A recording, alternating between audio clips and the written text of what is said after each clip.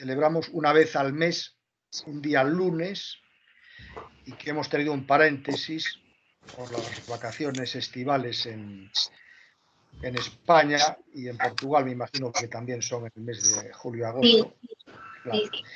sí. Y bueno, nada mejor para reanudar el seminario que contar con la presencia de la profesora Susana Tavares, catedrática de Derecho Administrativo de la Universidad de Coimbra de Portugal. Y yo no lo sabía, pero es de la Corte Suprema, miembro de la Corte Suprema de Portugal. Y por lo tanto, pues es una persona que tiene un conocimiento no solamente teórico del derecho administrativo, sino que lo interpreta y lo resuelve cotidianamente. Y esto me parece que es muy pertinente y muy interesante para que, en fin, ustedes tengan el conocimiento, ¿verdad?, de que quien va a hablar conoce y domina la materia y además la aplica en los tribunales y buscando la solución justa a los casos, que esto pues es una manera también de comprender, creo que con más completud lo que es el derecho administrativo. Hace unas semanas hemos diseñado un programa de un curso, de un seminario sobre cuestiones actuales del derecho administrativo, que lo hemos denominado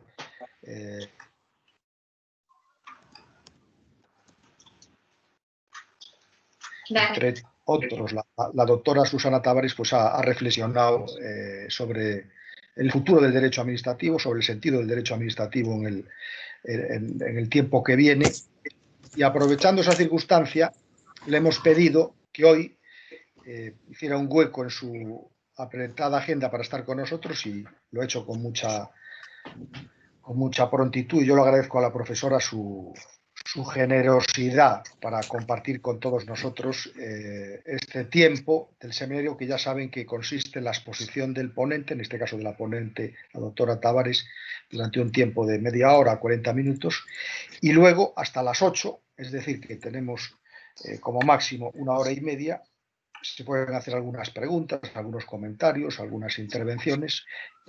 Profesora, las personas que yo estoy viendo ahora son algunos profesores del departamento de la Universidad de La Coruña, y veo un número relevante, antiguos alumnos de nuestros programas internacionales. Tenemos un programa de Derecho Público Global que lo hacemos en el mes de enero todos los años, y aquí veo a varios de sus últimos integrantes. Y luego también tenemos un seminario de Derecho Administrativo Iberoamericano que lo celebramos la semana previa a la Semana Santa en un palacio que hay en la provincia de La Coruña, y que este año lamentablemente lo hemos tenido que suspender para el año que viene por razones de la pandemia. Entonces, ya sin más preámbulos, y después de agradecer su generosidad para estar con todos nosotros en el día de hoy, tiene usted la palabra para la intervención, cuando quiera. Muchísimas gracias, profesor. Bueno, pues la verdad es que las palabras que me ha dirigido el profesor Jaime Rodríguez Arana pues son, claro, demasiadas para lo que yo merezco, y se deben a su felicidad y su amabilidad. Pero la verdad es que sí, que me he reunido a este seminario con mucha ilusión, y que me hace mucha ilusión estar aquí con vosotros, pues compartiendo, claro, con compañeros, y algunos problemas y algunas ideas y algunas reflexiones sobre el tema que yo propuesto, y que es el futuro del derecho administrativo.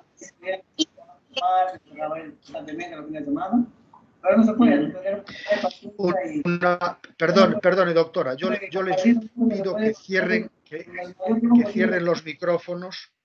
Claro, sobre todo el compartir. Que solamente abra el micrófono la doctora, y que por favor los mantengan cerrados, porque si no puede haber interferencias y es más complicado. Adelante. Gracias. Pues yo estaba diciendo que respecto al tema del futuro del derecho administrativo, yo le he dado también un abordaje sobre el modo como va pasando el tiempo, y el derecho administrativo siempre es una herramienta útil y adecuada para responder a los problemas más emergentes que tenemos. Y en eso voy también yo a tratar un poco y a hablaros un poco de lo que tenemos ahora, de la pandemia y de cómo el derecho administrativo se está utilizando en este estado de emergencia administrativa de salud pública y lo que se está discutiendo en muchos de los países respecto a este nuevo entorno del derecho constitucional y del derecho administrativo en las medidas de combate o mitigación o gestión de la pandemia. Entonces, voy a empezar por lo que yo estaba intentando hace poco, que es poner la presentación. A ver, aquí la tengo. Y la idea sería, pues, hablaros un poco de que el derecho administrativo ha tenido muchas transformaciones. Me imagino que muchos ya habéis contactado con el tratado denominado Tratado de Nuevo Derecho Administrativo, que lo sacaron un grupo de profesores alemanes hace ya como casi 10 años y que era, pues son 3 volúmenes y que venía como resultado de una reflexión que se iba haciendo en un e-book que se publicaba todos los años sobre distintos temas de la transformación del derecho administrativo. Pues ahí se han tratado temas como la privatización y el derecho administrativo, las actuaciones informales y el derecho administrativo, la regulación y el derecho administrativo, el riesgo, la precaución, el derecho ambiental, el derecho del urbanismo. O sea que todo un conjunto de nuevas áreas, nuevos tópicos, y ahí siempre se veía que el derecho administrativo, pese a todo, incluso pese a lo que era la presión de las nuevas ciencias sociales, o sea, el papel que iban teniendo la sociología, la psicología, la gestión, la administración, las empresariales en general, y siempre el derecho administrativo, incluso cuando buena parte del discurso se volcaba hacia el derecho constitucional y la realización de los derechos fundamentales, fueran de rango de derechos, libertades y garantías, de derechos de defensa del ciudadano frente al Estado, fuera en materia social, de derecho a la realización de prestaciones sociales por parte del Estado, la verdad es que siempre el derecho administrativo había resistido a esas transformaciones. O sea, era un derecho que, como todos sabemos, había empezado por ser efectivamente o mayoritariamente un derecho interno de la administración. En la relación jurídica que existía en ese complejo, una parte incluso venía de la disciplina militar, otro se buscaba también en la parte de la necesidad de recaudar ingresos. Entonces, ese derecho administrativo que luego se empezó como un derecho de policía, o sea, un derecho que tenía al ciudadano como el destinatario de los actos de autoridad del propio Estado, fue sucesivamente respondiendo a esas nuevas exigencias, o sea, a la necesidad de que el Estado saliera de una parte de la actividad económica y ahí entrara no solo como trabajando en partenariado con las empresas privadas, pero igualmente el modo como el propio Estado ahí pasó a utilizar el derecho privado para ejercer actividad económica, fuera titulando empresas que eran no solo del sector de la realización de derechos sociales, pero incluso en sectores que eran fundamentales en la economía. El sector bancario, si lo imaginamos, con muchas nacionalizaciones, el sector de transportes y todo eso, pues en una discusión que durante mucho tiempo se tenía que podía ser ideológica o también de buena gestión y de buen manejo del dinero público. Y veremos que regresamos a eso en una nueva discusión en los días más próximos que tenemos, pero con un otro entorno. Entonces, ese fue un primer punto de la intervención y del derecho administrativo y de la transformación, y que nos permite ahora ver que el propio derecho administrativo sigue teniendo respuestas para mucho de lo que hoy se plantea en materia de transparencia, en materia de lo que se denomina como la necesidad de tener una integridad económica, integridad financiera, no solo de los presupuestos, pero igualmente de la gestión de dineros públicos. O sea, que no estamos ya solo buscando lo que a su tiempo se llamó la eficiencia en el gasto público, pero hoy también dimensiones de una actuación ética de quien tiene el dinero público y tiene que gestionarlo. Y ahí también el derecho administrativo hoy se está desarrollando en un entorno en que tiene como no solo el derecho económico y el derecho de la gestión, pero igualmente el derecho penal y el derecho sancionatorio, incluso buscando nuevos fundamentos en la ética de la propia administración y gestión pública. Luego también un otro punto, y perdonadme que lo vaya haciendo así, pero para poner distintas ideas en los 30 minutos, lo voy haciendo por tópicos de lo que yo creo que son puntos importantes para el debate. Y luego, con las cuestiones que tengamos en la segunda parte, pues podremos o no desarrollar algunas de estas ideas. Yo lo he planteado así, creo que podrá ser una forma de responder o de estar a lo que esperáis que sea pues una discusión de una clase de doctorado. Me imagino yo que así a lo mejor resulta pues para vosotros también, para que podáis dentro de los temas que tenéis como más importantes, pues buscar aquí líneas y puntos para discutir. El otro que tenemos, que yo creo que muchas veces se dice que es muy europeo, pero yo no creo que sea europeo. Yo en las clases de Derecho Administrativo que impartía en los másters siempre abordaba este tema y tenía muchos alumnos de Brasil y de Latinoamérica, porque el derecho multinivel es también el problema del multinivel en el derecho administrativo. No es solo porque en los países como España o Portugal el derecho europeo tenga mucha presencia. Es porque hoy día también a nivel internacional se ha desarrollado lo que muchos llaman un derecho internacional administrativo o un derecho administrativo internacional.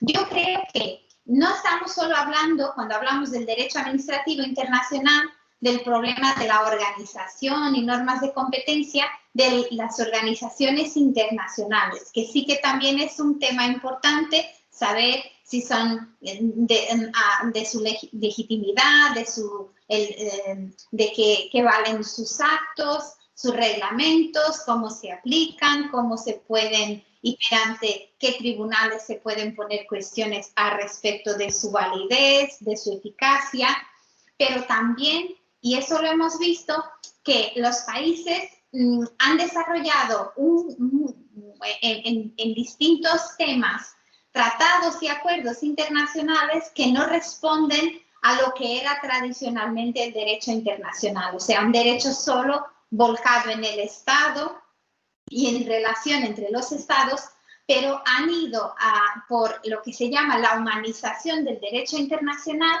y trayendo la persona concreta y las empresas para ese derecho. Hoy tenemos tratados que tienen y acuerdos internacionales entre estados y empresas, a veces que, y cuando digo entre empresas, me estoy, por ejemplo, acordando de no solo de tratados en materia ambiental y energética, pero también en materia tributaria.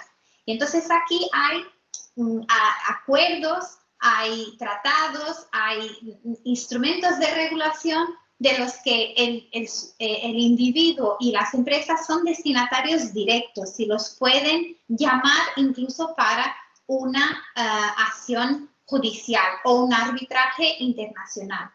Yo creo que todos, incluso en Latinoamérica, habéis experimentado problemas con el arbitraje internacional de inversiones. Y ahí sí que se puede ver que este no es un problema de derecho internacional típico ni de derecho constitucional típico, pero que sí también tiene mucho y mucho de derecho administrativo, porque lo que se discute en esos arbitrajes son la responsabilidad del Estado y sus elementos, son muchas veces la validez y la eficacia de actos que el Estado ha tomado y muchas veces actos administrativos, la prohibición al final de construcción de un embalse, el acto de que por cuestiones ambientales al final no se van a mantener, por ejemplo, políticas de fomento a determinadas industrias o a determinada producción energética, como pasó o sucedió en España, que ahora está a brazos con muchos arbitrajes internacionales de inversiones. Y otra área que también siempre nos enseña cómo el derecho administrativo llega y tiene que tener respuesta para este problema son las transformaciones sociales presentes y futuras. Y aquí yo creo que en los trabajos que estamos viendo se está discutiendo mucho al final cuál debe ser la esencia del derecho administrativo. Porque nosotros hemos visto que desde un derecho administrativo volcado en el acto o en el contrato administrativo, o sea, en las actuaciones de la administración, se ha pasado mucho por influencia del derecho alemán a un derecho administrativo de la relación jurídico-administrativa también. O sea, un derecho administrativo en el que había que buscar no solo al destinatario de esa actuación administrativa, pero igualmente a todos los que se relacionan o son afectados por esas decisiones y traerlos para la decisión administrativa. Y eso ha sido muy relevante en actuaciones en materia ambiental, en materia urbanística. O sea, el avance que hemos tenido en la gestión de lo que se llama los bienes públicos, ya demaniales o no demaniales. Y el patrimonio histórico-cultural.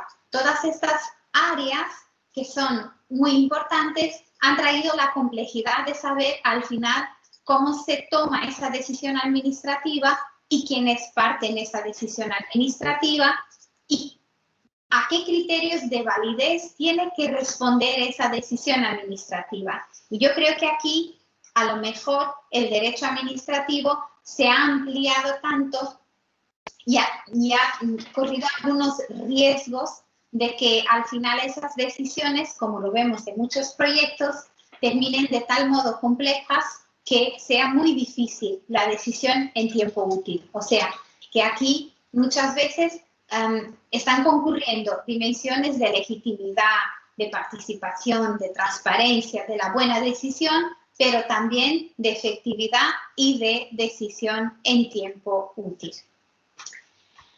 Luego yo creo que un tema que es muy importante y que se está también transformando en un fenómeno del derecho administrativo global o de la globalización del derecho administrativo son el modo como esta es la parte de la relación jurídica, aquí sí. Es el modo como tratamos lo que se llama la regulación económica. O sea, cuando teníamos el problema de que he hablado anteriormente, de la privatización, se habló mucho de la huida hacia el derecho privado, o sea, de que el derecho administrativo estaba dejando sus expedientes, sus procedimientos, su forma de actuación tradicional y quería someterse a un derecho privado. Se habló mucho incluso de que había una influencia muy grande del derecho anglosajón o el derecho norteamericano. Pero la verdad es que no había mucha relación entre esto, que es la privatización, y lo que era la administrative law, que esos países han visto crecer, pero mucho por efecto de un desarrollo de derechos fundamentales en su ordenamiento jurídico, con una dimensión material distinta de la que tenían, porque para ellos buena parte del problema de los derechos fundamentales se tenía que solucionar por vía judicial o por vía de saber quién podía decir el derecho y de qué modo entre el derecho del gobierno y el derecho de los tribunales, pero lo que pasó con ellos fue la necesidad de adoptar modelos de derecho constitucional semejante al nuestro.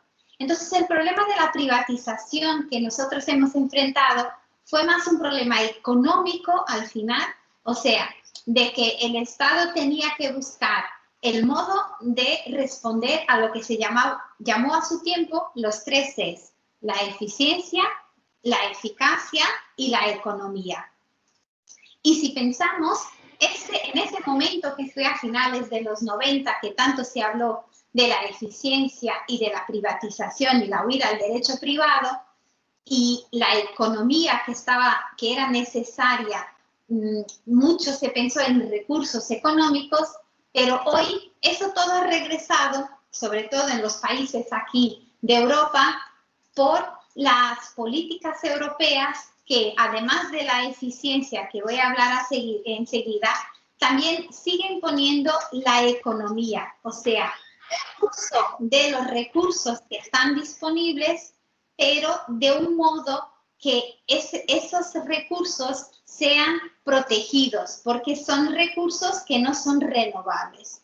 Y aquí entra todo lo que es la estrategia europea en este momento, que mezcla la parte energética de la eficiencia energética y el cambio hacia las energías renovables. Entra lo que se llama la economía circular, o sea, la idea de que todo se tiene que transformar en un subproducto y regresar al ciclo económico.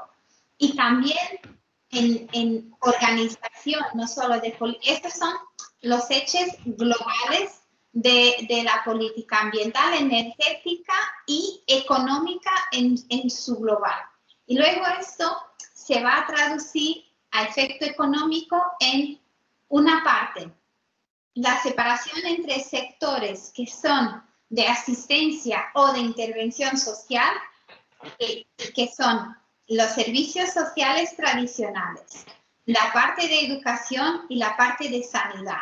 Y estos se decía que la Unión Europea lo deja para que los estados lo organicen del mejor modo que lo puedan organizar.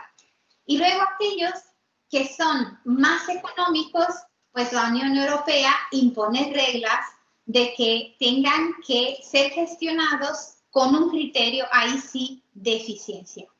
Y entonces esa es la parte donde entra el regulador económico con la creación de las agencias reguladoras, que tienen problemas como déficit de legitimidad, que se discute mucho, no solo en las que están para distintos sectores, pero sobre todo, y esto se ha discutido mucho, en la crisis económica y financiera, con el poder que tenían las agencias reguladoras financieras en los rescates a los estados, en la gestión de los bancos.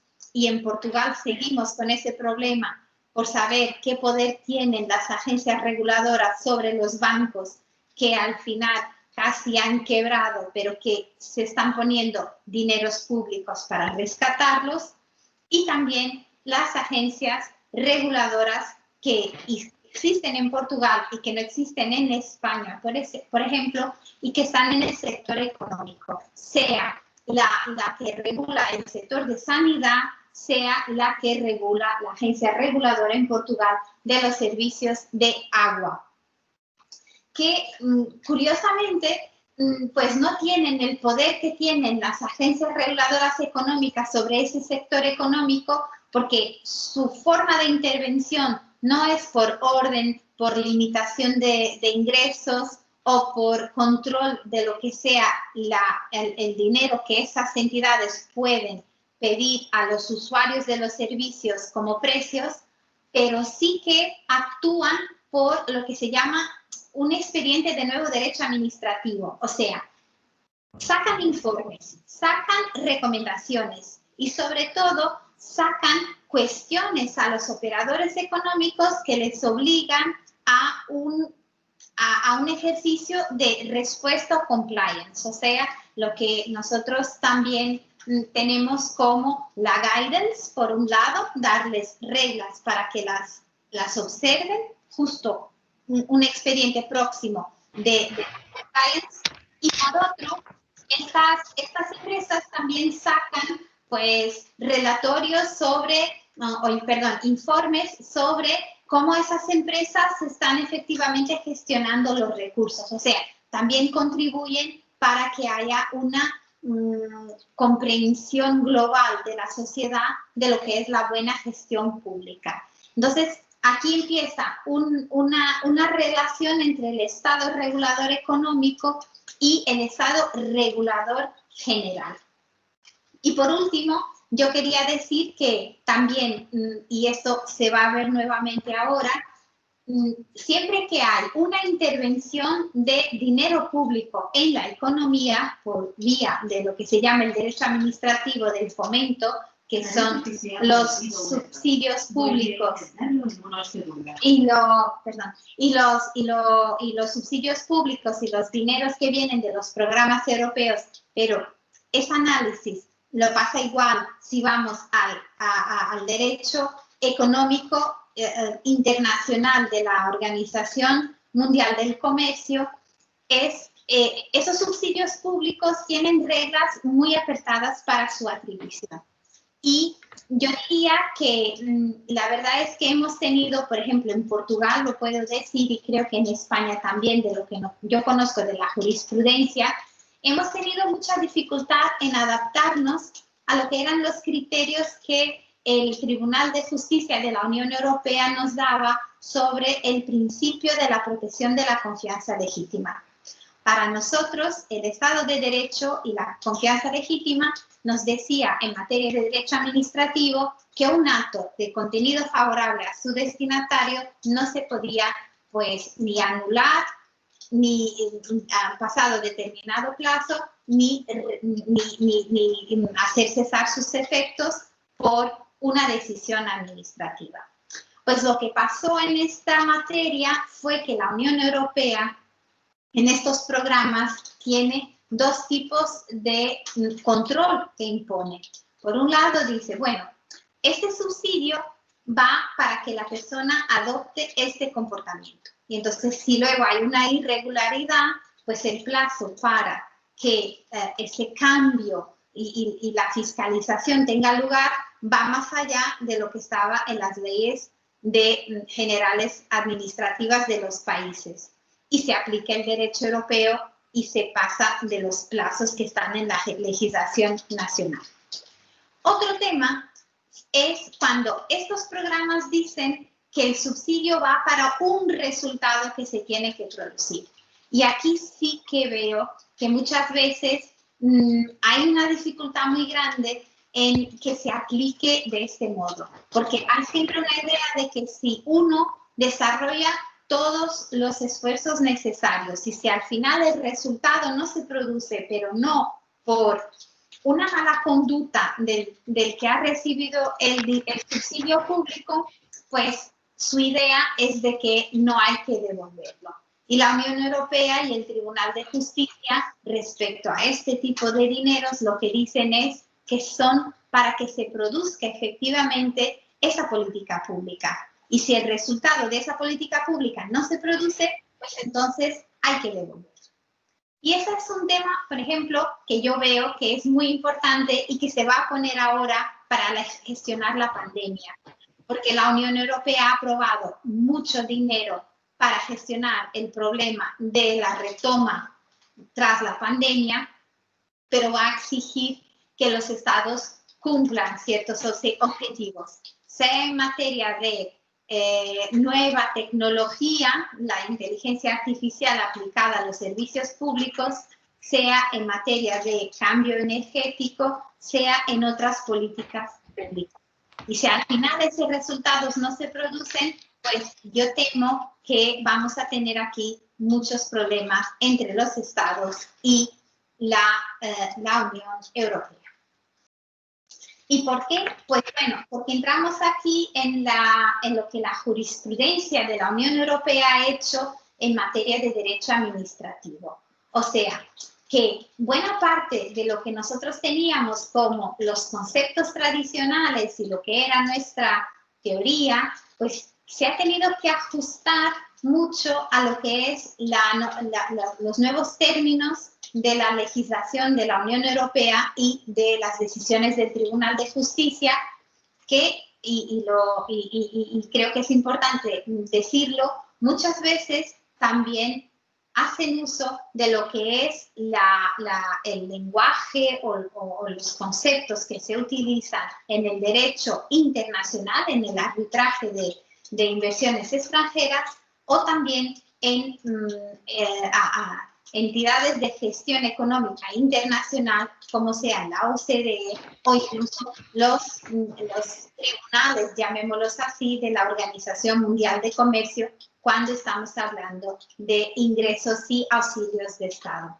Entonces, todos estos nuevos conceptos que vienen de la contratación pública han creado un ramo de derecho administrativo de contratos públicos, pues que va un poco ya hoy es mucho más complejo de lo que teníamos tradicionalmente, con las concesiones, con la idea de que el Estado pedía colaboración a los privados para hacer grandes obras públicas o para desarrollar o implementar grandes servicios públicos. Pues hoy esta materia de los contratos públicos se ve a nivel internacional, europeo y nacional como estratégica, porque hay mucho dinero que está aquí. Entonces se dice, bueno, no se trata solamente de adquirir material, de adquirir servicios o de pedir colaboración para obras públicas o servicios públicos. Lo que tenemos aquí en el contrato público es una posibilidad de desarrollar también otras políticas sociales, haciendo que estos contratos, pues, en su gestión normal, contribuyan para una integración social de personas de los más desfavorecidos o de aquellos que en el mercado estarían más excluidos. Un modo de exigir que se eleven los estándares ambientales en productos, en servicios, en prácticas administrativas, e igualmente es un modo de muchas veces traer innovación. La parcería para la innovación es muy importante también en materia de gasto y contrato público. Yo creo que he hablado un poco también de los derechos humanos y del modo como el derecho administrativo hoy también tiene que tomar en cuenta los derechos humanos. Pues nosotros lo vemos mucho porque las decisiones del Tribunal de Justicia y de los Tribunales Supremos de los Estados hacen por integrar lo que son también las decisiones del Tribunal Europeo de Derechos Humanos y lo que viene hoy día de la Carta de Derechos Fundamentales de la Unión Europea, pero también muchas cosas que vienen del derecho de Naciones Unidas en materia de refugiados, de inmigrantes, y se está viendo que los estados hacen un esfuerzo por vía del derecho administrativo de asilo y de inmigración por responder a nuevos desafíos y problemas sociales que en Europa realmente se ponen por la migración que está aquí muy cerca.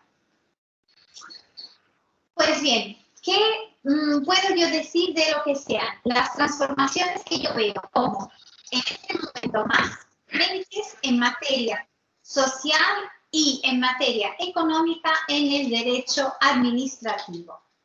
Pues el derecho administrativo, yo diría que son, para ponerlo de otro modo esta pregunta, ¿qué son hoy día los temas más calientes del derecho administrativo, los hot topics de que casi siempre se está estudiando?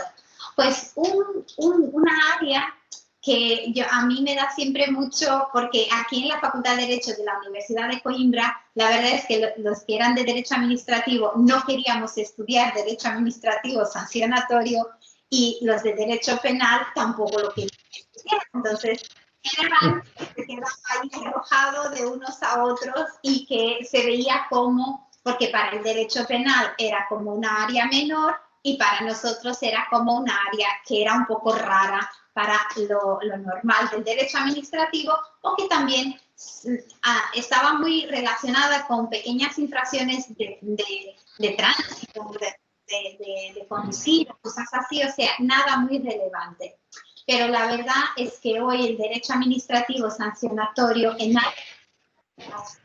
trae muchos desafíos, porque tenemos el problema de saber cómo se puede construir, hacer una nueva construcción, porque el derecho administrativo tiene que tener autonomía frente al derecho penal.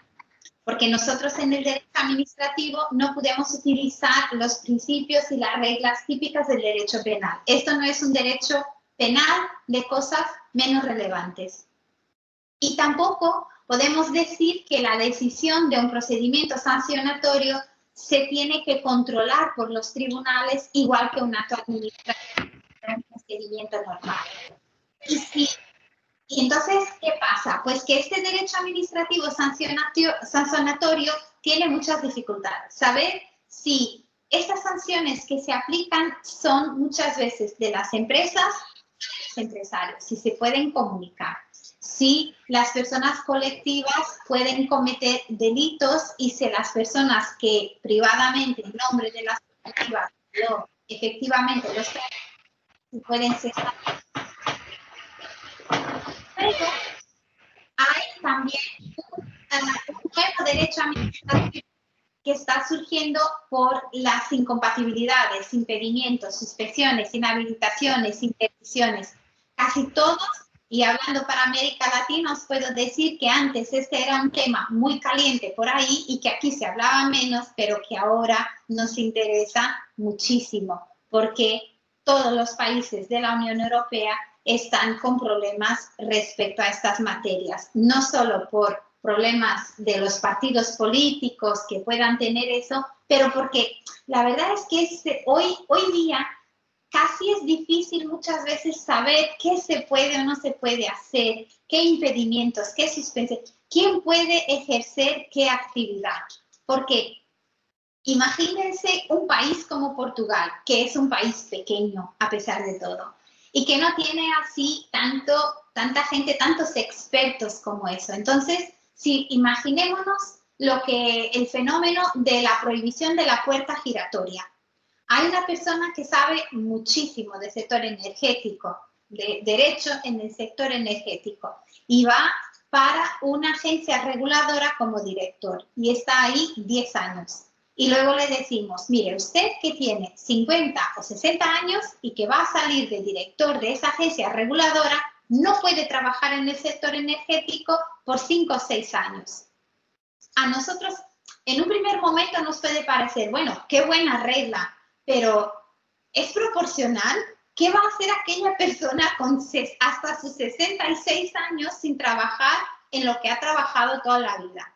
Entonces, también hay que ver cómo se gestiona todas estas, el estándar ético que se está poniendo, porque lo que pasa, y pasa también en Portugal, es que muchas veces los mejores no quieren trabajar en funciones públicas o que tengan estos códigos de ética muy apretados, y eso genera, yo lo veo así, yo os juro que he pensado mucho en esto porque es un tema que me gusta, pero al final me imagino, con esto yo creo que los estados están echando afuera los mejores expertos y arrollándoles al sector privado. Y luego venimos diciendo, bueno, es que el Estado es un Estado que se parece muy débil frente a las grandes empresas. Pues claro, porque las personas tampoco muchas veces quieren estar bajo un régimen que es el que tenemos si hay un código de lo que se llama ética muy exigente. Yo no digo que no tenga que existir, lo que yo digo es que también hay que ver a la otra parte, o sea,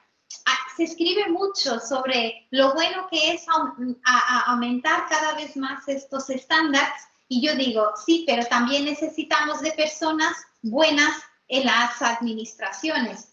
Y eso va con todo, va con lo que se está discutiendo también de cómo se debe pagar a los funcionarios públicos, de sus abonos, su gestión de carrera, todo eso, porque al final necesitamos de un Estado fuerte, todos, lo hemos visto en la pandemia.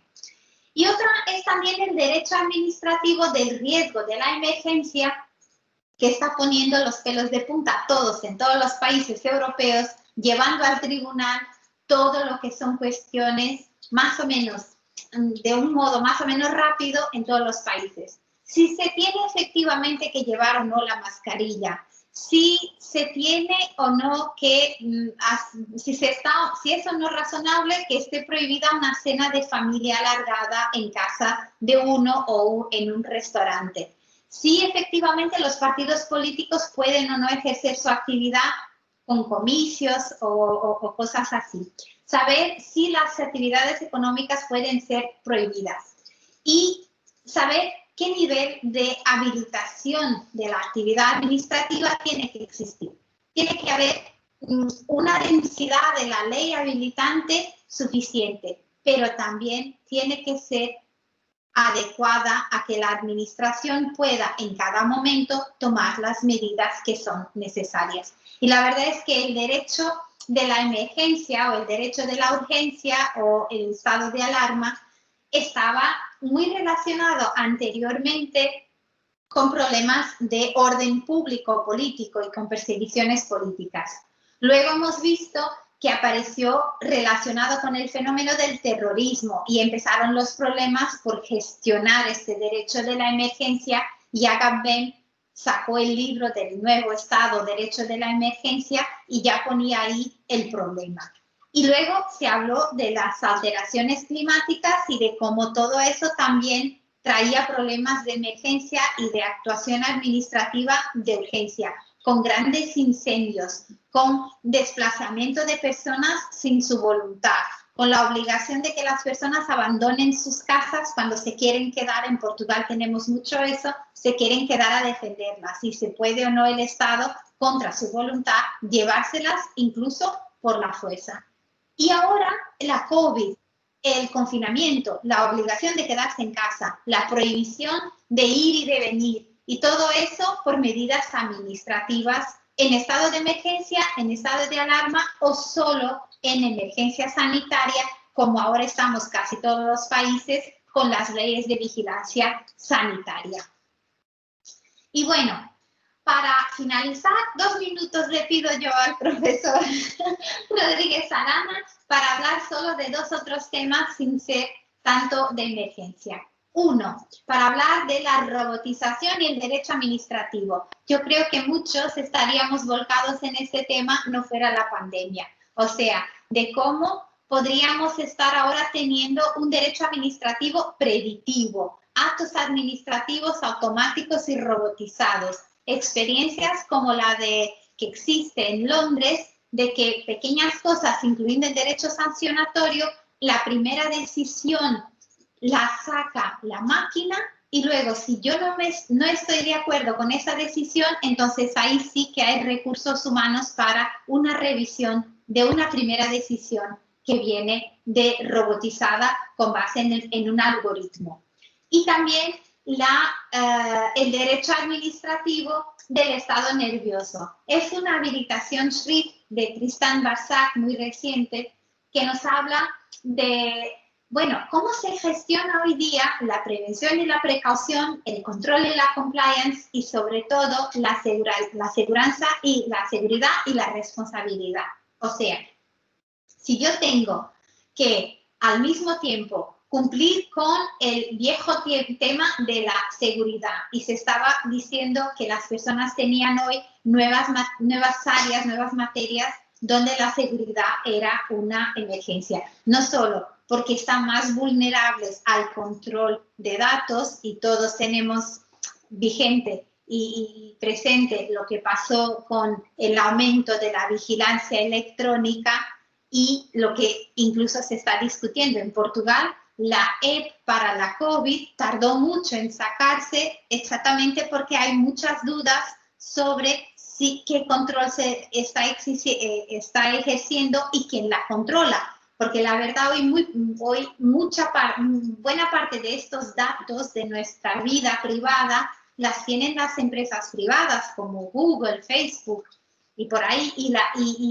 y hacen incluso una gestión de esa información que no es compatible con lo que nosotros vimos del reglamento europeo en materia de acceso a la información y datos, que luego lo que pasa es que tenemos casi como dos mundos distintos. O sea, yo me acuerdo que en mi facultad, el último año que tuvimos clases presenciales, o sea, cuando el año que pasó en julio, cuando estábamos para sacar las clasificaciones de los alumnos de grado, se puso el problema de si podían publicar, o sea, se podía hacer público la clasificación final de todos los alumnos. Incluso me acuerdo que en la Facultad de Derecho de Lisboa se prohibió en un primer momento que se publicaran esos resultados porque era violador del Reglamento Europeo en materia de protección de datos. O sea, que casi parecía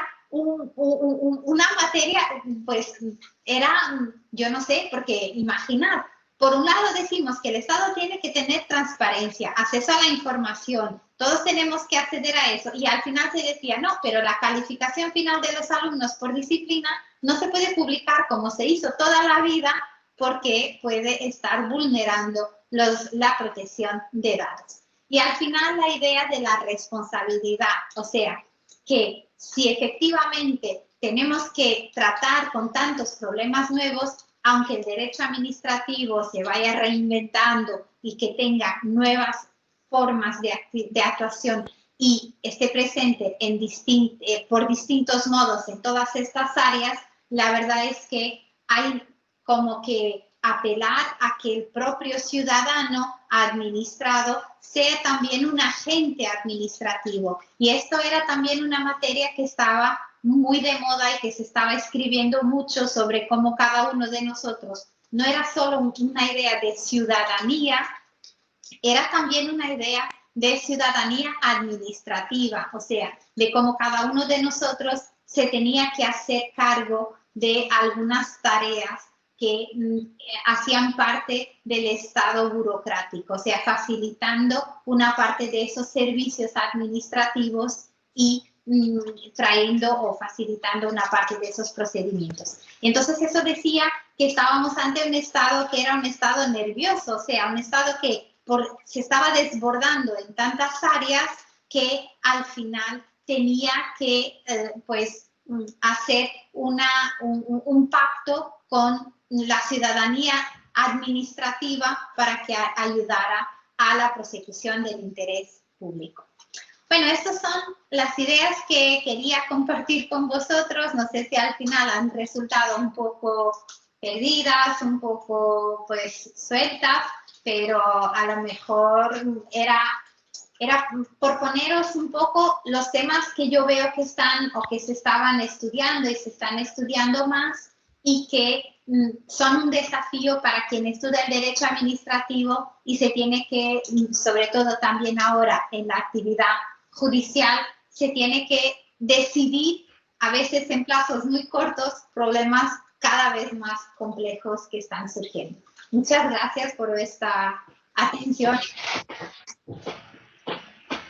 Muchas gracias, profesora Susana Tavares, por su magnífica intervención completa y en lengua castellana, lo cual se agradece mucho porque no es la lengua materna y realmente para una persona que vive fuera de España, aunque ha demostrado que domina el castellano a las mil maravillas, porque los matices y las distintas intensidades con los que ha tratado la materia refleja que sí, que habla muy bien el castellano y se lo agradecemos todos mucho.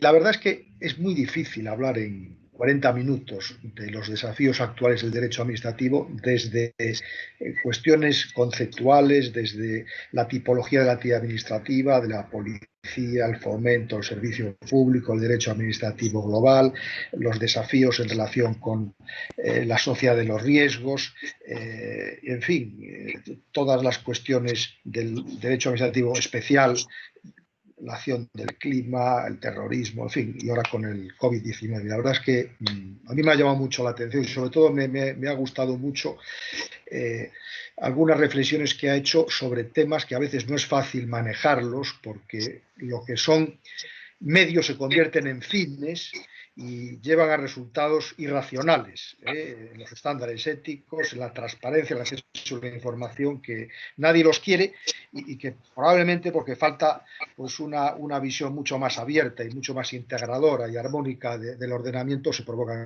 estos resultados.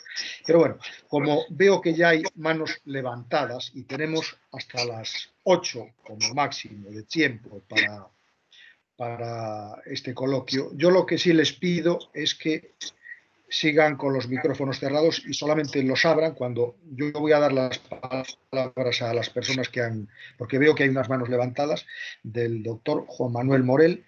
Entonces le damos la palabra al doctor Juan Morel y luego le damos la palabra a Xavier Rodas, que veo que también la ha pedido. Adelante, Juan Manuel Morel.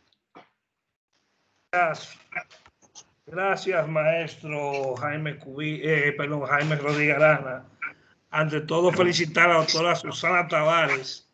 Domina el castellano a la perfección y maneja el tema que me ha dejado súper impresionado. Tenemos dos preguntas. Una es, y me disculpa, maestro, una pregunta de tesis y otra es una inquietud que me surge del ámbito de derecho internacional. Mi primera pregunta va cuando el doctor estuvo versando sobre algunos tratados y convenios en materia internacional que regulan el derecho administrativo, o sea, regulan la administración, el buen derecho administrativo. La primera pregunta es si podríamos hablar de la existencia de un control de la convencionalidad sobre el derecho administrativo. Esa es una. Y mi segunda pregunta es, en estos tiempos de pandemia, de limitaciones y restricciones de derechos, ¿hasta dónde sería el alcance, la facultad potestativa de la administración para restringir los derechos? Gracias. No sé, ¿contesto ahora ya? Sí, si es tan amable, sí, yo creo que sí. Sí. Pero si prefieren que hagamos todas las preguntas conjuntamente, pero yo creo... Sí, lo voy gestionando así. Bueno, intentaré ser, aunque sean dos muy buenas preguntas y muy abrantes y difíciles, pues voy a intentar responderlo, recortar o intentar acudir a responder lo que me ha planteado. La primera es efectivamente la gran cuestión, o sea, que es fácil tener un sistema en el derecho administrativo internacional de control de los actos que están apareciendo por ahí, o sea, controlar un acto, un contrato, pero el control de esas convenciones sí que sería importante, o sea, del mismo modo que si yo estoy aplicando una ley y hay un acto administrativo y yo estoy pues fiscalizando ese acto administrativo, ese contrato. Y sé que ese contrato está pues cumpliendo, ejecutando lo que viene en una ley. Y tengo la posibilidad de no aplicar esa ley o de decidir, vamos a imaginar, pues por la anulabilidad de ese acto, desaplicando la ley y voy a un principio, a una regla constitucional para decir que en aquel caso concreto pues voy a desaplicar lo que viene en la ley. O sea, el estándar que yo tengo que aplicar lo puedo arredar por efecto de la norma constitucional. Y luego se verá si efectivamente era o no inconstitucional la interpretación que yo dije que la ley tenía en aquel caso. Y esa es una cuestión que yo siempre estoy discutiendo con quien trabaja mucho en el arbitraje de inversiones, es que efectivamente se atienen a lo que está en la convención y se atienen a lo que está en el contrato, más que en la convención dicen que el contrato es la ley propia de aquella relación jurídica y no la fastan por nada. Más aún, si nosotros estamos analizando una cláusula de un contrato administrativo que no tiene implicación en un arbitraje, en un acuerdo de protección de inversiones, a lo mejor vamos a decir, bueno, esto es así, pero efectivamente, porque el interés público se tiene que sobreponer, como lo dijo muchas veces el Tribunal Supremo en España respecto a algunas cuestiones que se han planteado en materia de energías renovables, y tenemos siempre en el análisis del principio de la proporcionalidad, la posibilidad de que al final se diga que el interés público pues justifica la medida que restringe o que contiene aquella medida que va en contra del interés de la empresa que demanda. Pero el arbitraje internacional de inversiones se limita a ver si hay o no incumplimiento del contrato, igual que pasa en el derecho privado. O sea, en el derecho privado, efectivamente, la ley del contrato es la ley a que las partes se han querido someter.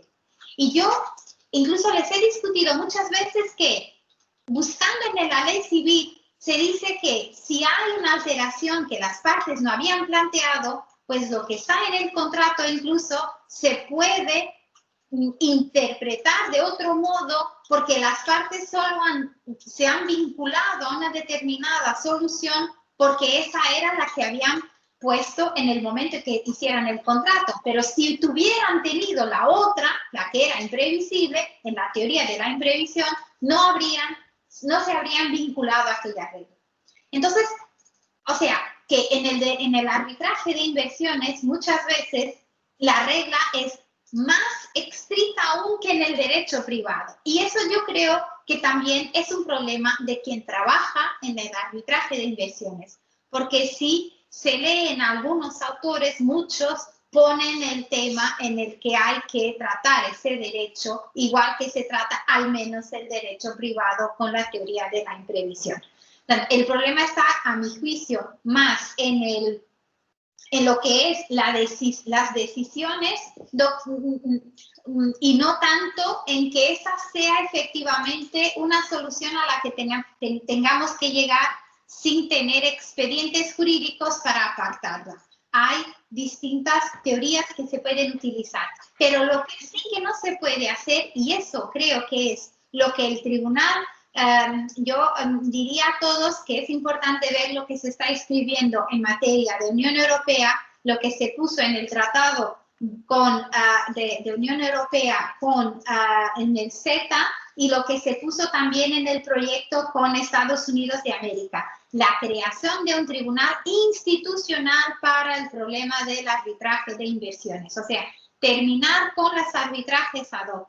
Hay que tener un nivel de institucionalización, se está poniendo también en otros blocos económicos, porque es la única forma de llegar a aplicar efectiva y correctamente el principio de protección de la confianza legítima, porque esa confianza tiene que ser legítima, se tiene que formar con base en supuestos razonables.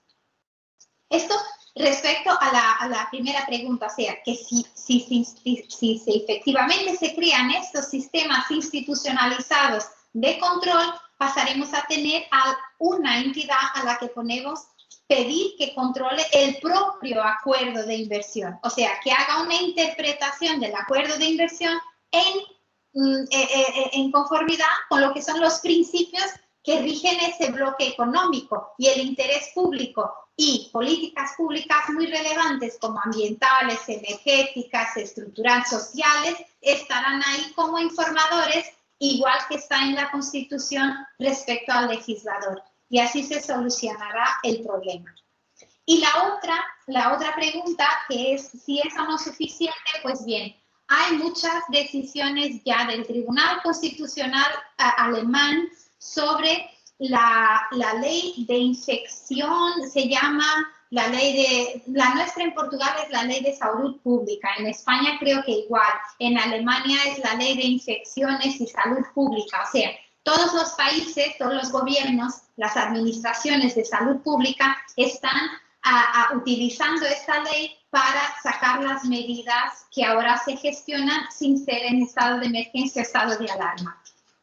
Y hay una discusión muy grande, hay muchos teóricos que dicen que sí, que se tenía que decretar nuevamente un estado de alarma. Yo creo que el estado de emergencia y el estado de alarma constitucional han sido pensados para momentos en el que toda la sociedad está, pues, no diría desintegrada, pero está, pues, en shock con un fenómeno que es multipolar o que es multipoliticado o que tiene distintos puntos. Si hay una revolución, una amenaza a la paz, una amenaza al orden constitucional, es una cosa.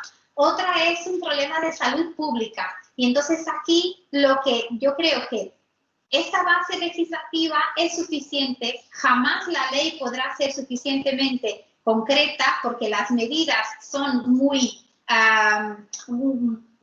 tienen que ser muy dinámicas. Yo, si tengo un problema en un colegio, tengo que decir que los niños van a casa mañana. No puedo esperar a que salga una ley que diga que puedo restringir el derecho de aprender y enseñar no sé, porque cuando venga la ley ya ha habido el problema, ya muchos han morido, otros han tenido, pues no puede ser eso.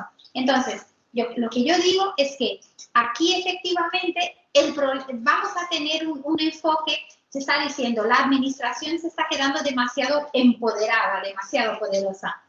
Pero la verdad es que los tribunales aquí, los países que tienen amparo, como España o Alemania, en Portugal también, pero es el Supremo Tribunal Administrativo, aquí sí que hay que tener, pues, respuesta muy rápida. Hay una medida como esa, alguien la cuestiona, pues se hace una evaluación para ver si es proporcional, razonable, y es un control sustantivo de la medida, que hoy día es muy fácil, porque mira, en un problema como la pandemia, todos los países están más o menos tomando las mismas medidas, o sea, incluso por comparabilidad, esta proporcionalidad se puede hacer sin disminuir el ámbito del principio de la separación de los poderes, que también es importante, o sea, no cabe, yo en esto recomiendo que se vea, por ejemplo, hay una decisión del Consejo Constitucional de Francia en que el Colegio de Jóvenes Médicos pidió al inicio al gobierno que decretara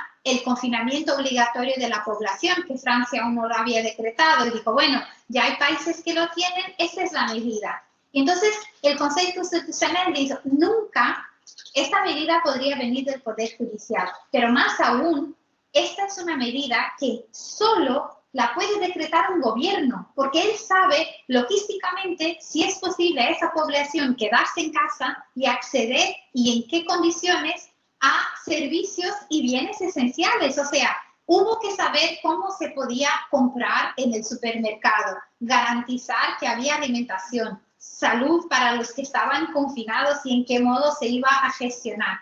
Hubo que habilitar en Portugal y en España creo que igual líneas telefónicas para acudir a las personas que no podían salir. Incluso tener servicios para ir a repartir medicinas y eso por las personas. Entonces, el Estado tiene que organizar los servicios y eso es el Estado administración, no puede ser el legislador. Entonces, por eso yo digo que sí, efectivamente, creo que son suficientes las habilitaciones y la densidad legal que tenemos, siempre y cuando esas medidas sean simplemente y sean controladas y sean efectivamente para responder al problema sanitario. Muchas gracias, profesora. Tiene la palabra ahora el doctor Gonzalo Javier Rodas y luego tiene la palabra el profesor Miguel Pecciuti. Adelante, Xavier. Tienes que dar al micrófono, me parece. Tienes que abrir el micrófono. A ver.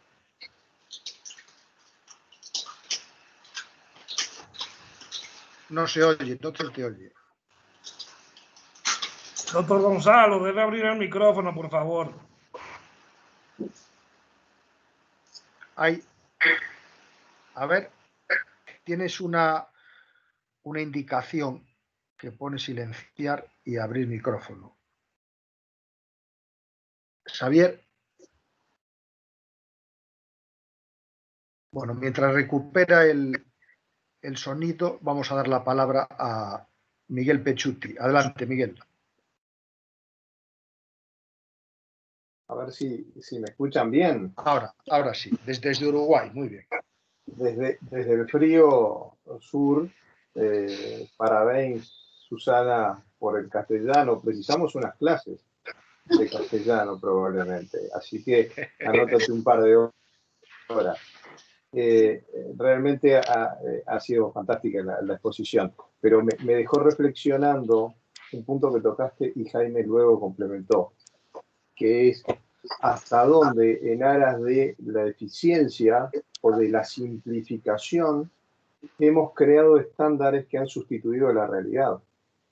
Es decir, cómo las normas han creado estándares de realidades presuntas o ficticias, sustituyendo a la realidad y por ende obstaculizando el normal funcionamiento de las cosas. Pienso en el caso de lo que planteabas de los impedimentos para el desarrollo de funciones públicas. En realidad, por cuidarnos, a veces por cubrirnos de situaciones patológicas, en realidad estamos sacrificando el buen resultado de la gestión pública. Y con eso mismo sería lo mismo que un médico, para evitarte un dolor en un dedo, te ampute un brazo. En definitiva, no hay manera más segura de hacerlo que cortando el brazo, pero seguro que no es la funcionalidad que buscamos. Esto afecta a la regla de la proporcionalidad, efectivamente, y entonces el planteo que se da además muchas veces en tratados, especialmente en materia tributaria que tú mencionaste, es la búsqueda de la simplificación a partir del sacrificio de la realidad. Creo que esa es una preocupación, no sé si la comparte, el sacrificio de la realidad a partir de la creación de realidades presuntas o ficticias que terminan afectando a la verdadera motivación de la actividad administrativa. Sí, bueno, no sé si puedo contestar ya. Adelante, adelante, sí. Claro. Pues sí, efectivamente, y aquí hay una otra temática que siempre también estamos discutiendo y que los administrativistas y que yo creo que cada vez es más relevante. Yo cuando empecé me parecía mucho que el derecho administrativo era un derecho de reglas y no podía ser un derecho de principios. O sea, había los principios de derecho administrativo, incluso al inicio eran apenas los principios del procedimiento administrativo, o sea, muy pocos y que eran pues un sistema solo para complementar, se sacaban del conjunto de reglas y eran para dar sentido a la codificación. Y había mucho miedo de que el derecho administrativo pues dejara de ser tan concreto, que estuviera todo tan determinado en la ley. Y yo creo que hoy estamos cada vez más caminando para la necesidad de la norma más abierta. O sea, no vamos a discutir si eso da o no mayor discrecionalidad. Yo creo que hoy, o mejor, claro que da más discrecionalidad, pero yo creo que tampoco se ha hecho mucha inversión en los sistemas de control. No tiene que ser solo el control judicial. Yo incluso desde que estoy en el tribunal, me bato mucho por esta idea de que el control de la administración tiene que ser un complemento entre control interno, control independiente y control externo y judicial. E incluso, a ver, ¿de qué vale un control judicial si se va a poner al juez, al tribunal, una cuestión compleja, en bruto y demasiado? Imaginemos esto, hay un problema en un contrato administrativo de obra pública, que es lo normal, de una autopista.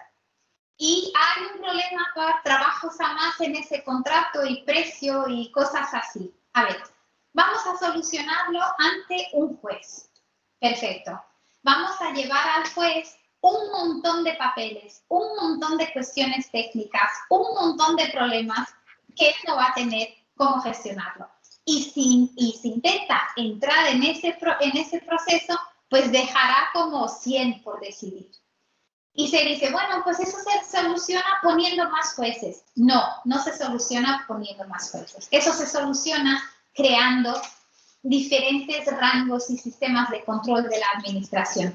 Yo soy favorable al arbitraje administrativo siempre y cuando sea un arbitraje, por ejemplo, en cuestiones complejas como esta, técnica, que tiene mucha cosa técnica, y que se limite a la decisión de la materia de facto, de los elementos que son.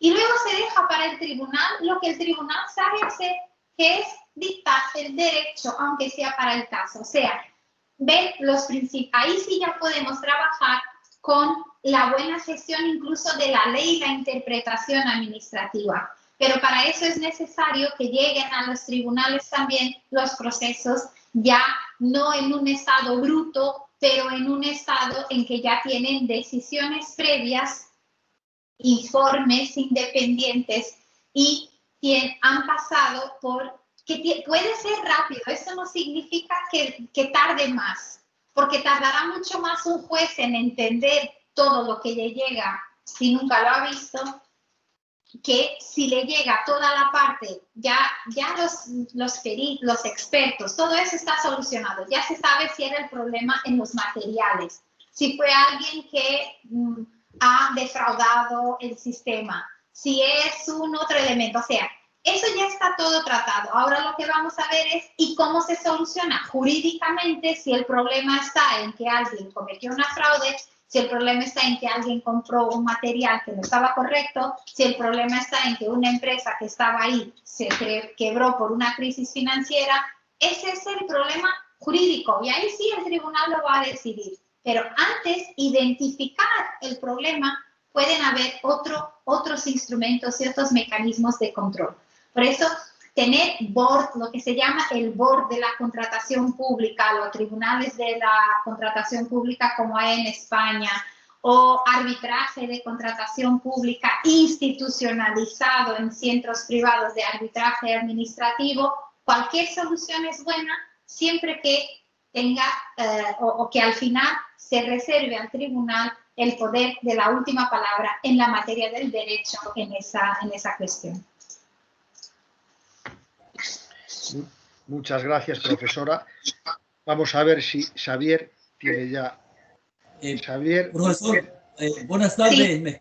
Sí. Ya, muchas gracias. Profesor Rodríguez Arana, en primer lugar, felicitando su labor de promoción del derecho administrativo. Esa promoción del derecho administrativo en toda su profundidad y en todos sus aspectos multilaterales. También felicitar a la profesora Susana Tavares. Ha dado una demostración de cómo se suscita el estudio, el interés en el estudio del derecho administrativo y particularmente los retos que tiene el derecho administrativo post pandemia. Y aquí el gran debate, profesora, respecto del modelo de Estado compatible con ese derecho administrativo que sea capaz de satisfacer las necesidades de los ciudadanos y su dignidad humana. Entonces, hay las grandes tendencias de un Estado fuerte, como usted lo planteó hace un momento, o de un Estado liberal de mínima, de reducción máxima del Estado. Entonces, ¿cuál es en definitiva el punto de equilibrio que permita conciliar un modelo de Estado que sea capaz, estamos hablando del escenario post-pandemia, que haga posible precisamente satisfacer a mayor plenitud los intereses de los ciudadanos que un Estado liberal de mínima intervención? Entonces, ¿cuál es el derecho administrativo frente a estos modelos de Estado que debe cumplirse efectivamente en esta época post-pandemia? Profesora, muchísimas gracias. Muchas gracias. Pues bien, yo creo que no será fácil porque la retoma económica, y lo estamos viendo en todos los países, sea en Europa, en Latinoamérica, yo creo que en Oriente, pero ahí, bueno, hay un modelo distinto de Estado. La verdad es que vamos a necesitar de la intervención del Estado, como se ha visto que la Unión Europea ha llamado ese problema así, para impulsionar. Pero se está diciendo también, y yo creo que eso es muy importante, la gestión también de las expectativas de las personas. A ver, es que estamos todos, lo queramos o no, pues no quedamos muy tristes, ¿no? Porque vernos así sería estupendo si estuviéramos todos en una sala y al final pudiéramos salir y hablar un poco y tomar una copa y eso, pues todos lo estamos deseando, porque la verdad es que esto, como decía el profesor Jaime Rodríguez Arana, nos permite seguir viviendo, pero no es la misma cosa. Y creo que las personas y todos no diría todos, pero muchos políticos lo están viendo, es una oportunidad de oro la recuperación económica post-pandemia, porque se pretende no solo crear o recrear y animar la economía, pero todos han podido ver los errores que existen en cada país.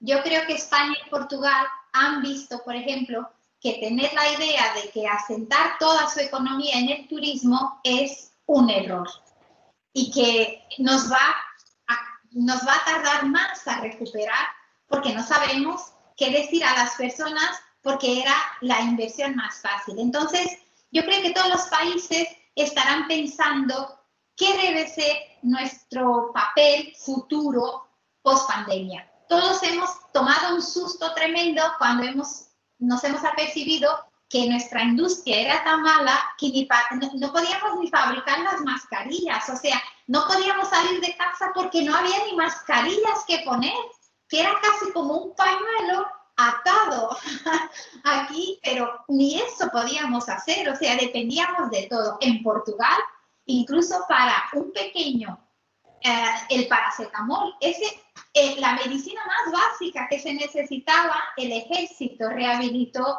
su laboratorio para fabricarlo, porque incluso eso venía de India o de China. Entonces, yo creo que tendremos muchos en la recuperación. Tendremos la reindustrialización. Tendremos la recuperación de los sectores básicos. Las personas también se volcarán más en la producción de bienes, en utilizar, y eso lo hemos visto también mucho en Portugal y en España, se va a privilegiar mucho la proximidad, o sea, la compra de productos que están cerca y por eso también animar a los productores. Yo creo que ahí será una cosa muy importante, o sea, dejar de imaginar que toda nuestra economía son servicios y la producción de bienes la viene de Asia o del Oriente porque ahí es más barato. Vamos todos a percibir que muchas veces necesitamos de producir todos algunas cosas que son fundamentales. Entonces, las infraestructuras críticas, como ahora se identifican, las vamos a tener que tener en nuestro territorio. Y además de la producción de energía, de agua, de transportes, todos vamos a querer tener también laboratorios. O sea, el Estado va a estar presente en sectores donde no ha estado mucho o no ha estado de la misma manera hasta ahora. En la producción de medicinas, en la producción de instrumentos ligados a la sanidad. Y va también a querer estar en la reindustrialización, porque, por ejemplo, en Europa se va a dar mucho dinero para las nuevas fuentes de energía. O sea, el sector, yo veo que tenemos mucha habitación en Portugal y España para el turismo y no vendrán muchos turistas en los próximos tiempos, aunque todo esto cambie. Y lo vamos probablemente a tener nuevas ciudades. Vamos todos a pensar la ciudad, nuevo derecho de urbanismo, nuevo derecho de la habitación y de la vivienda, nuevo derecho del crédito al consumo y al consumo de la vivienda. Todo eso estará en un hecho. Luego vamos a tener la movilidad. La idea de que vamos todos a cambiar el modo de desplazarnos. No sé si os acordáis, en Portugal había un programa para que compartiéramos todos el coche y ahora eso es imposible porque cada uno va en su coche. Estábamos en los grandes, la verdad es que mira, ¿cómo es posible? Estábamos desarrollando el transporte colectivo y se decía a las personas, deje su coche en casa y venga en autobús. Y ahora las empresas solo permiten que vayan a trabajar algunos trabajadores si van en coche, solos. Si van en transporte les digan que no, que se queden en casa en teletrabajo, que no los quieren ahí porque pueden contaminar. O sea, ¿cómo se cambia tan rápido? Entonces eso nos va a tener que hacer pensar cómo vamos nosotros a desarrollar un sistema de movilidad que al mismo tiempo permita hacer esta gestión. O sea, si hay un problema, terrorismo, de sanidad, de problema de catástrofe climática, pues cómo lo vamos a gestionar así. Creo que mucha cosa va y creo que eso será un ánimo para todos porque probablemente también vendrá mucho dinero para lo que se llama las redes de investigación. Gestionando mejor la relación entre la universidad, las empresas, el gobierno, o sea, que esto no sea una máquina de fabricar conocimiento y alumnos y producir cursos y grados y posgrados y ahí al lado una industria está trabajando en desarrollar un producto, una medicina, un nuevo servicio, y el gobierno está pensando en qué va a necesitar. O sea, vamos a tener que trabajar y esas redes que se van a generar, que se están ya creando, serán muy importantes, y se ha visto que hay un nuevo modo de trabajar. Incluso estas plataformas no van a desaparecer, pero se van a utilizar en otro modo, porque podemos en un momento hacer cualquier cosa con personas en el otro lado del mundo. Imaginad, yo quiero saber, tengo un problema, me han puesto ahora un problema sobre, no lo sé, un nuevo modo de transporte, cómo se aplica un principio jurídico a una cuestión de movilidad. Si yo pudiera reunir con jueces de todos los tribunales en un momento y hacer un foro por mes de lo que pasa, ¿cuáles han sido las principales cuestiones? Si cada uno en 15 minutos lo dice, pues dirá cómo no podría también progredir la justicia. O sea, todos estamos viendo que tenemos que abrir y que hacer cosas distintas, utilizando lo que la pandemia nos ha dejado de bueno. Por eso el Estado estará ahí, pero yo diría que cada vez más, y fuerte por ser el único que está presente en la economía, ni débil por ser los privados que ocupan la economía y él se queda rehén de los otros. Yo creo que el partenariado público-privado será la clave del futuro, aunque basado en otras reglas que las tenemos hoy más claras de lo que ha ido mal y lo que queremos para que pueda ir mejor. Muchas gracias, profesora. Desde luego que la situación que atravesamos va a estimular mucho el ingenio y vamos a acostumbrarnos a hacer las cosas de otra manera, pensando más en la integración, pensando más en que la universidad sea útil a la sociedad, revisando conceptos que pensábamos que estaban ya perfectamente delimitados y que ahora nos damos cuenta que requieren de nuevos planteamientos mucho más plurales, más complementarios, etc. Última pregunta, porque ya estamos a punto de terminar, y ha pedido la palabra la profesora Sandra Izaguirre. Sandra, cuando quieras. Muchas gracias, doctor. Doctora, un placer realmente escucharla desde Argentina. Estaba realmente siguiendo el desarrollo que usted hacía respecto de cómo se reindustrializarán los países que han tomado nota de la debilidad de sus industrias para responder a estos fenómenos globales como ha sido esta pandemia. Por eso quería ver si usted me podría decir cómo visualiza este impacto que va a tener estas políticas respecto del fenómeno de la globalización y de cómo se había ido segmentando el mundo en distintos sectores de servicios, de producción, etcétera, hacia países que nuevamente van a tomar la iniciativa de volver a tener una economía más diversificada y con mejor respuesta nacional, si se quiere. ¿Cómo visualiza usted el impacto en el fenómeno de la globalización? Muchas gracias. No, gracias también. Pues bien, yo diría que la verdad es que veíamos mucho que América Latina, por ejemplo, se había puesto un poco más cómoda exportando sus productos, materia prima, y luego adquiriendo, y yo siempre había dicho, pero ¿por qué esos países que concentran una gran parte de la riqueza? Porque para hacer cosas es necesario tener un producto, y en Europa mayoritariamente lo que tenemos hoy día en Europa es basura. Nosotros estamos intentando crear productos a partir de la basura, que es lo que tenemos, o sea, reciclando el plástico, el vidrio, todo lo que tenemos, porque ya casi no tenemos recursos ni materias primas, o sea, y yo creo que ahí estará una parte de la clave, o sea, cada uno va a intentar hacer cosas con lo que tiene. Pero yo creo que seguiremos también la política de algún modo hacer como preservar los recursos naturales que tienen países, yo diría espacios económicos como América Latina y África, porque es necesario imaginar.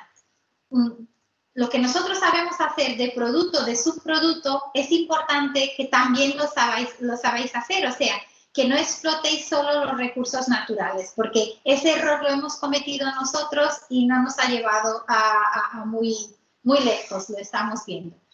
Entonces, yo creo que habrá, como decía el profesor Jaime Rodríguez Arana, mucha imaginación. Y yo creo que se va a privilegiar mucho la capacidad y eso será muy bueno. Yo veo que también aquí habrá como yo diría, un shock social.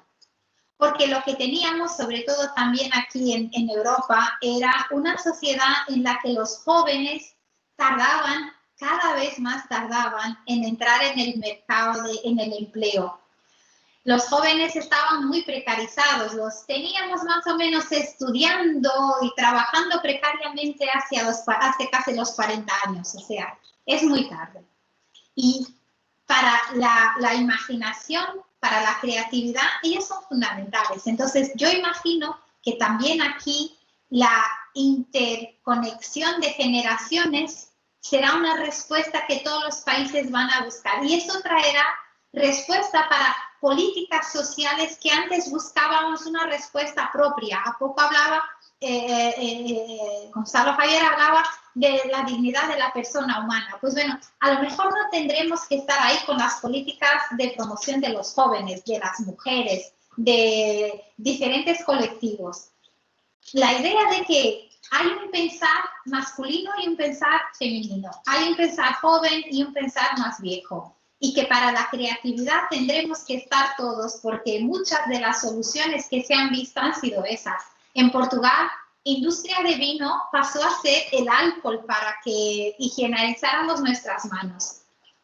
Grandes industrias de tejido en Portugal, por ejemplo, se ha reunido en pocos meses. Imaginar, una industria, una universidad que estudiaba, y era una universidad que teníamos en el plan nacional como en tercera línea, pero que estaba dedicada a estudiar el textil, los materiales textiles.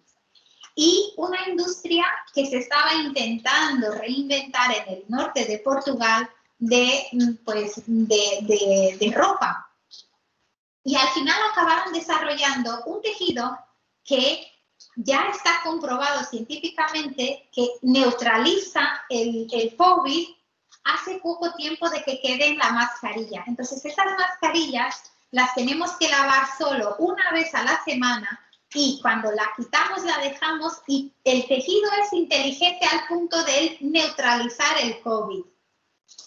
Este es un producto con una más-valía muy grande que fue posible porque se han reunido todos en esa necesidad. Entonces, ahora quedó. Bueno, eso era porque era para el COVID.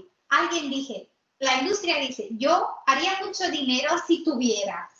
Y luego la universidad va por ello.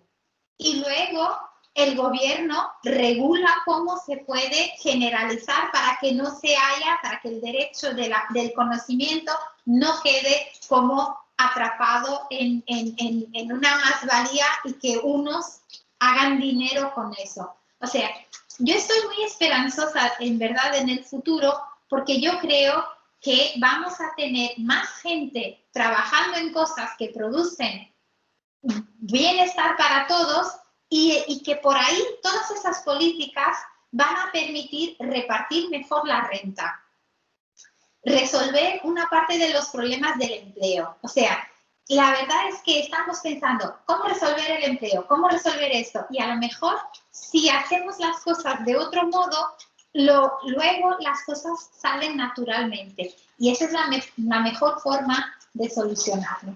Por eso, hemos tenido muy buenos ejemplos. Una cosa que probablemente tendremos que hacer, no sé si a partir del gobierno, si de las universidades, si de las empresas, es hacer un guía de los buenos ejemplos que han salido del COVID. O sea, historias de suceso. Y si luego las compartimos en un foro que todos los estados están bien, por ahí empieza el motor de que eso se puede hacer. ¿Cómo? No solo el producto a que se llegó, pero cómo se llegó. ¿Quién tuvo la idea? ¿Cómo se organizó? Porque nuestro gran problema en Portugal y creo que en España también es un problema de organización, muy de organización.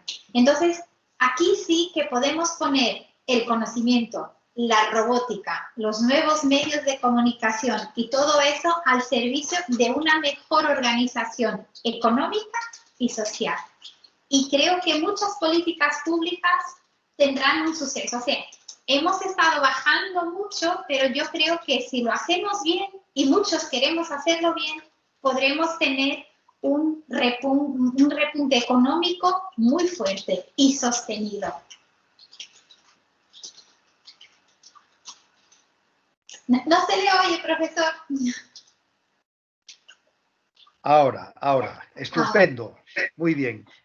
Terminamos casi con una puntualidad germánica, porque era las 8 el tiempo máximo y pasan solamente 3 minutos, y para los latinos esto es un gran triunfo, haber acabado a la hora exacta. Y yo le agradezco también a toda la concurrencia, a los asistentes que han hecho posible que hayamos tenido un coloquio pues muy enjundioso.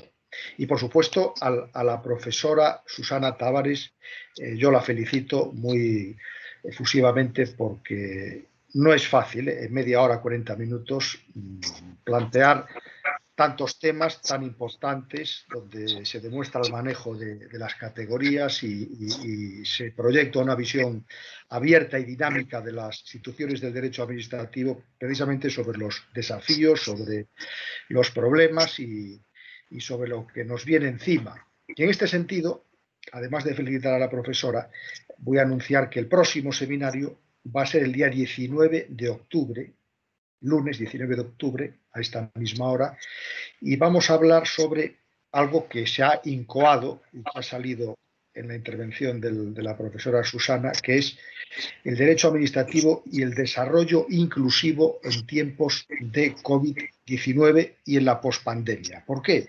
Porque estamos viendo cómo efectivamente el COVID y la emergencia sanitaria está provocando muchos problemas sociales, y el derecho administrativo tiene que también pensar en cómo puede orientar políticas públicas verdaderamente inclusivas, y que, si tanto hablamos y tanto peroramos y tanto insistimos en que la dignidad del ser humano está en el centro del Estado social y democrático de derecho, lógicamente el derecho administrativo tiene que buscar fórmulas técnicas que hagan posible esta inclusión, que no es algo teórico ni algo retórico, sino que ahora es una necesidad acuciante.